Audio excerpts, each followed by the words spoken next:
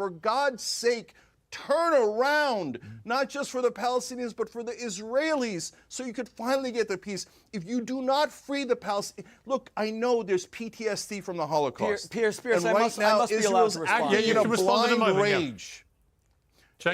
Israel is acting in a blind rage at this point. But the Palestinians are not Nazis. They're the Jews. They're the same as the Jews, victimized, horribly victimized. Wake up, Israel, wake up. Please. Don't do the same thing that was done to you. Piers, I must respond. These emotional tirades of Cenk Uygur, who sadly, and I'm not saying this to be ad hominem, when we were last on, I begged him, just read a Wikipedia page. His name is Cenk Uygur, for starters. All right, folks, strap in, because we're about to witness one of the most chaotic, jaw-dropping, and downright explosive debates to ever grace Piers Morgan Uncensored. One side, we've got Cenk, fact-dropping, accountability-wielding, and ready to call out hypocrisy wherever it hides. And on the other, Rabbi Shmuley, the undisputed champion of dodging questions, talking over his opponent, and throwing the anti-Semitism card around like it's a cheat code to escape any debate unscathed. This isn't just a discussion, it's a verbal beatdown, a collision of truth versus tap dancing, a battle between receipts and rabbi rhetoric. So grab your popcorn, folks, because this one's about to get messy, unfiltered, and a little too real for those who prefer their debates wrapped in bubble wrap. Let's roll. The Camp David Accords of 1979, which led to the peace with Egypt, was all predicated on a catastrophic military defeat by the Egyptians launched by Anwar Sadat on the 6th of October 1973, Yom Kippur War, where Sadat thought he'd be victorious, and in the end, his Third Army was completely encircled. They were going to be destroyed, and then Sadat came to the conclusion, definitively, that the only way to proceed is through peace because militarism was destroyed. That's what led to peace. The same was true of World War II with Nazism. The same was true with Hiroshima and Nagasaki. Terrible, terrible events that with Japanese imperialism. There will be no peace until Hamas is destroyed militarily, and my Palestinian brothers and sisters, who are not genocidal, but Hamas is, Hamas are Nazis with GoPros. When militarism is destroyed completely, then the Palestinians how many will people? come How many? with a all right. real peace offer, knowing that arms do not work. Okay, but one question. Cenk Uygur, Cenk Uygur just said she never heard of a civil war. His name is Cenk Uygur, for starters. All right, so get his name right. My point to you, Rabbi Shmuley, is this: how many more? By the way, I apologize for that. I'm sorry. How many more innocent people are you prepared to watch the IDF kill in Rafah in the next few weeks to avenge what happened on October the 7th? Because it is going to be... Not one. I don't want one innocent But there are going to be thousands more as much as a Jewish child. But they will... If Hamas continues in power, the Palestinians will continue to be brutalized. LGBTQ Palestinians will be castrated. Young Palestinian teenagers will be murdered by their brothers or their cousins for just having a boyfriend at 16. They will die at Hamas's hand for the next 100 years if Israel does not destroy them. Why would you expect... Just like Assad killed 600,000 Arabs. Why would you expect people in Gaza, after all this, not to want to exact bloody revenge for what is going on in their country? Because the IDF has you have spent months and months and months flatlining Gaza, and you're now about to attack a refugee camp with 1.5 million people in it. Why would you think that doing that is not actually going to present to Israel going forward a worse security threat? Because most independent analysts think it is. Because my Palestinian brothers and sisters are as human as I, and they have the same ambitions for their children, for their future. They know that Hamas was elected to a 4-year term. They're in their 19th year term. They were supposed to share power with the Palestinian Authority. They took the Palestinian Authority officials, threw them off of rooftops and murdered them, and then took $150 billion in international aid and bought private jets for their leaders. They understand that ultimately, that's why even when you see the worst news outlets interviewing Palestinians, they say they're suffering, and they are, because of Hamas. But notice they almost never criticize Israel because they know Hamas brought this war upon them. And I challenge Cenk one more time if he wants to respond, since he says he'll never debate me again, and I wouldn't if he was either, because he doesn't know basic information. Cenk, why do you not call right now for Hamas to surrender unconditionally? They provoked this war October 7th and released the hostages. All right, well, let me... Okay. Will you call for that now or not? You know what? It's a legitimate question. Cenk, your response to that question.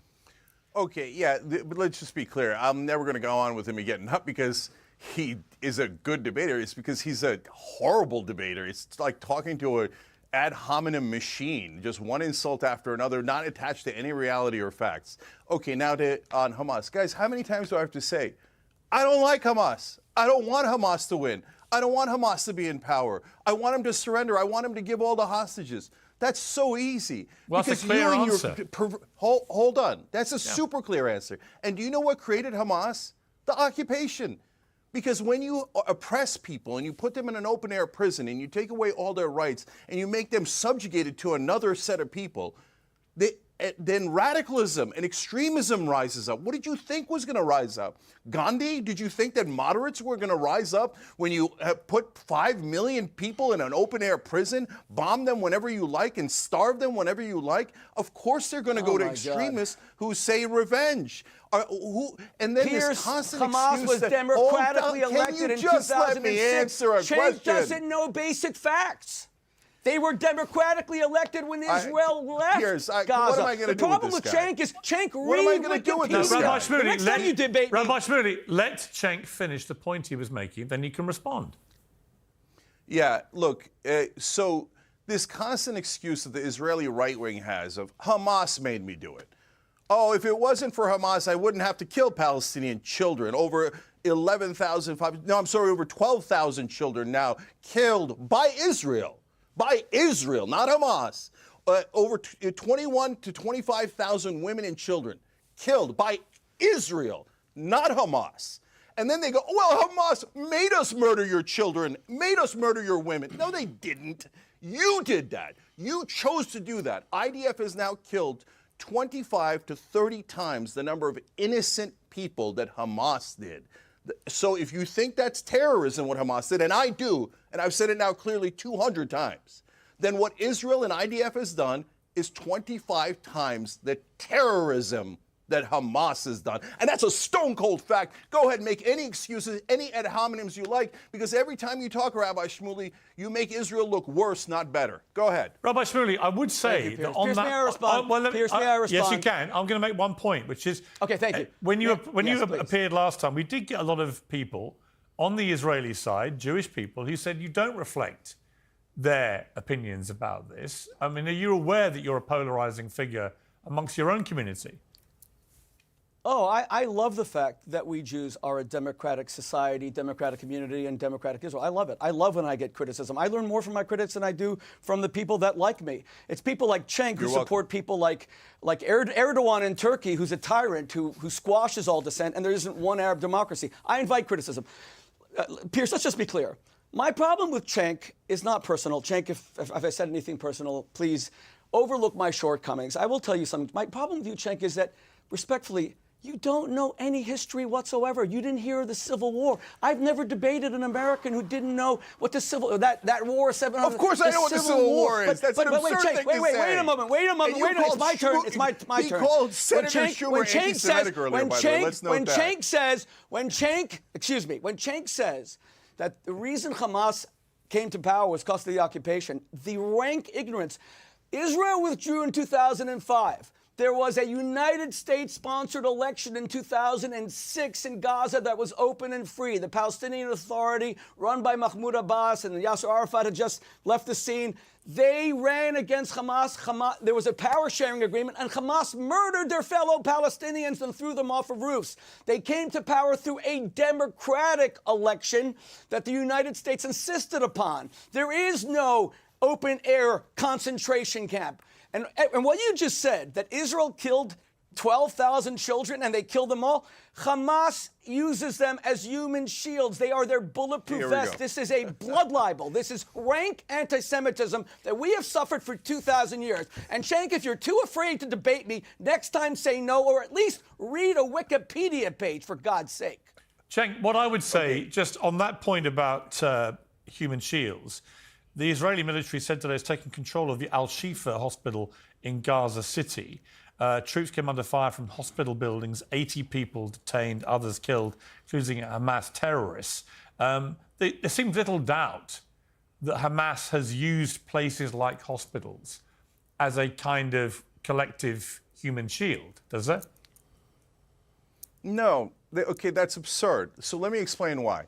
So again, this guy, he claims he knows history, has a perverted, only one-side version of history. Earlier, he called Senator Schumer anti-Semitic. That's the most outrageous, absurd thing I've ever heard from the most senior Jewish leader in America. I never said any such thing. That's invention. Okay, you did. You could re-roll the tape. Okay. Don't invent. Okay. Don't invent. Okay. I said that he was serving as Biden's court Jew. Defense, I never said he was an anti-Semite. And Don't put words in my mouth.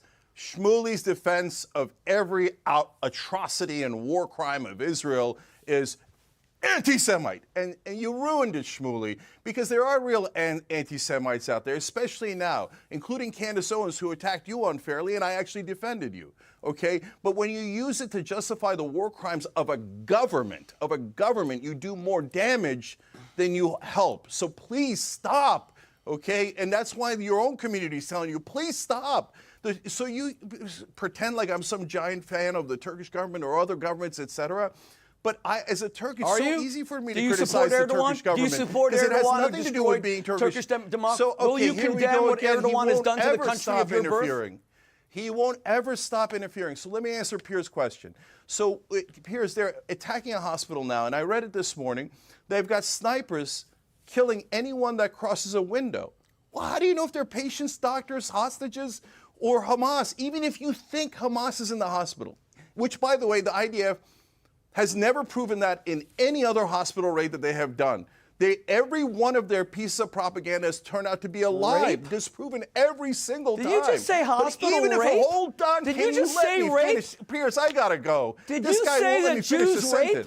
Wow. Cenk came in locked and loaded with cold hard facts, calling out Israel's staggering civilian death toll, exposing the never-ending cycle of violence, and refusing to sugarcoat the truth. And Rabbi Shmuley, well, let's just say, if interruptions were an Olympic sport, he'd take home the gold. His strategy, deflect, dodge, scream anti-Semitism, rinse and repeat. Cenk's absolute mic drop moment: if Hamas's terrorism is so bad, Israel's actions are 25 times worse. The room went silent for about half a second before Shmuley hit the panic button and started yapping again. And the best part, Cenk had enough. He literally said he's never debating this guy ever again. Why bother when you can't even finish the sentence? Let's be real. This wasn't a debate. This was a fact checker versus a filibuster machine, a historian versus a hysteric. Watching Shmuley debate is like watching someone lose at chess and flip the entire board over. But here's the deal, folks. If you're tired of the same old excuses, the same old victim cards, and the same old no criticism allowed routine, maybe it's time to listen to people like Cenk, because peace isn't built on excuses and propaganda. It's built on truth, accountability, and the courage to see humanity in everyone. So I'll leave you with this: when are we going to stop excusing violence with more violence and start demanding real accountability?